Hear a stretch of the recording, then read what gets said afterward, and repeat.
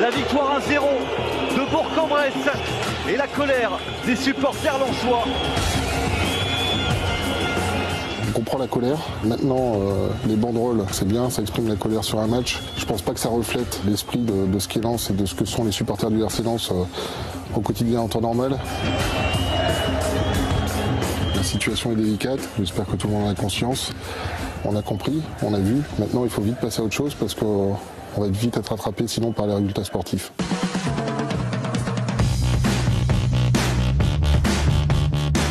Alors ce qui n'a pas fonctionné cette année, mais au-delà de ça depuis 10 ans, c'est que voilà, on a un déficit d'intégration et de lien, on va dire, entre les joueurs qui viennent jouer au RC Lens et la culture du club.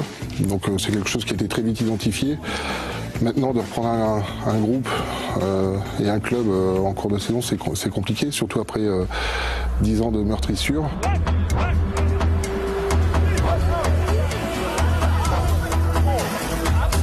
J'ai rien confirmé en fait cette semaine, j'ai simplement répondu à une question d'un de vos confrères qui me demandait si Eric Sicora était l'entraîneur du RC Lens en 2018-2019. J'ai répondu oui, voilà, mais comme il l'est depuis 6 mois et depuis son engagement.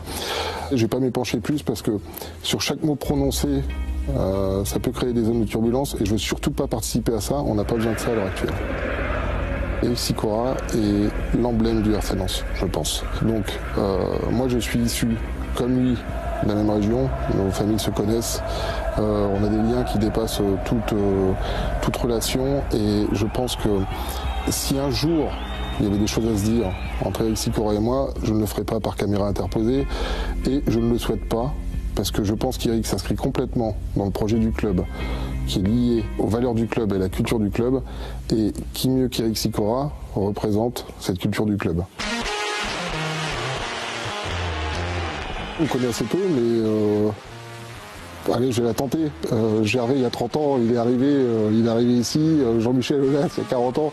Je ne veux pas me comparer à eux aucunement, mais il faut laisser le temps au temps. Enfin, voilà, laissez-moi, si possible, travailler sereinement. On pense savoir ce qu'il faut faire. En tout cas, on est lancé dans un projet qu'on ne va pas crier sur les toits, mais qui peut rétablir la situation. Maintenant, il faut juste se maintenir. Pour être très franc avec vous, j'ai un mandat de 3 ans et j'ai toute ma famille qui est dans le secteur. Donc je vous garantis que si on n'a pas très rapidement les résultats, j'aurai l'honneur en adéquation avec les valeurs du club, avec toutes les actions qui s'en suivront. Quand je suis arrivé au club, on a préparé 2 budgets, un Ligue 2, un Ligue 1, la saison dernière. S'il faut faire l'exercice dans quelques semaines, Ligue 2 nationale, on le fera. Maintenant, pour préparer de la meilleure des façons possibles la saison prochaine, c'est ce que je répète depuis quelques mois, il faut se maintenir le plus rapidement possible. Et c'est l'objectif principal. Voilà, s'il faut faire l'exercice, on le fera. L'investissement, il sera présent. On travaille dessus pour l'an prochain. On espère travailler sur la bonne voie qui est un maintien en Ligue 2. On manque un peu de maturité. On manque un peu d'encadrement, un peu d'encadrement sur le terrain, un peu de porteur de messages. Et je pense que ça, on va faire l'effort là-dessus. Donc on travaille sur l'état d'esprit et sur l'investissement. On espère vraiment que les deux seront là à la reprise de l'an prochain en Ligue 2. Les perspectives, c'est de retrouver la Ligue 1 le plus vite possible, voilà, pour satisfaire aux obligations de formation et d'infrastructures qui sont corrélées. Et on espère le faire le plus vite possible, mais surtout d'être en mesure très rapidement de pouvoir s'y préparer.